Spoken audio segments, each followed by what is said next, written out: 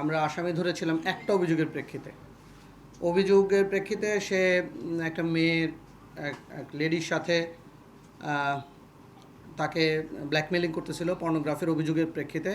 কিন্তু আমরা তাকে ধরার পরে একটার পর একটা টোটাল এ পর্যন্ত 10টা অভিযোগ পাইছি।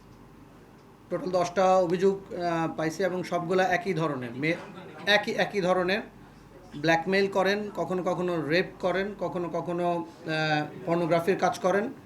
এবং আমরা যেগুলো ভিকটিম পাইছি সবগুলা হলেন মিরপুর এলাকা।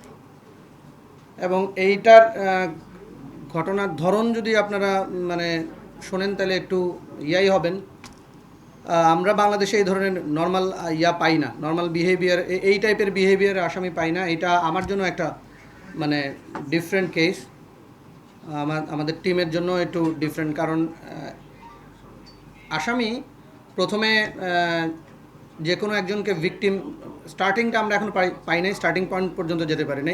এইটার যে স্টার্টিং পয়েন্ট, সেখানে একজন লেডিকে ব্ল্যাকমেল করে তার মোবাইল নিয়েছেন, তারপরে তার সোশ্যাল মিডিয়ার যত অ্যাকাউন্ট আছে ওইখানে সে অ্যাক্টিভ হয়ে তার ফ্রেন্ডদের মেয়ে সেজে আস্তে আস্তে আস্তে করে মেসেজ দেওয়া শুরু করেন, ঘনিষ্ঠতা দিয়ে ডাকেন। এবং খুব ডাকেন হলো এরকম দুইটা ঘটনা আমরা এরকম পাইছি যে হ্যাঁ, আমার বয়ফ্রেন্ড কিছু গিফট দিছে, তুমি যদি এসে আমার ফুপুর বাসায় বা চাচার বাসায় পৌঁছায় দাও তাহলে ইজি হয় আমার জন্য নেয়া। তো যখন মেয়েটা রওনা করার পরে বলে যে আমি একটু অসুস্থ, আমি আসতে পারতেছি না, আমার ফুপাতো ভাইরে পাঠাচ্ছি বা চাচাতো ভাইরে পাঠাচ্ছি।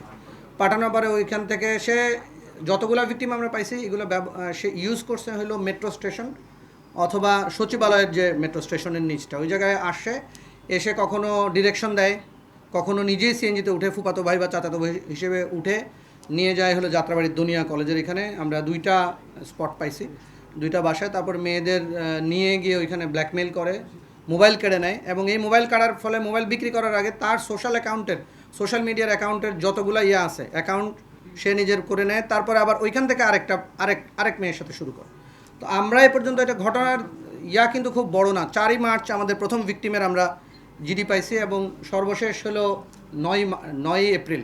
মানে এই 1 মাস 5 দিনের মধ্যে আমরা পাইছি এ পর্যন্ত 10টা, সে স্বীকার করছে 13টা। তার বিরুদ্ধে এই ধরনের আগে একটা মামলা ছিল কদমতলীতে। এবং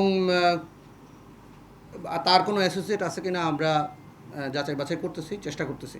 এবং আমরা আশা করি যে আমাদের কাছে আমরা আশঙ্কা করতেছি এই ধরনের আরও ভিকটিম হয়তো আছেন যাদেরকে সে এই ধরনের ব্ল্যাকমেল করছেন। সবাই সামাজিকতার খাতিরে, সামাজিক সম্মানের খাতিরে হয়তো অনেক কথা বলছেন না, অনেক করতেছেন না। কিন্তু আমরা আশঙ্কা করতেছি, আমরা যেটা হেডলাইন করছি ঘটনা এরকম।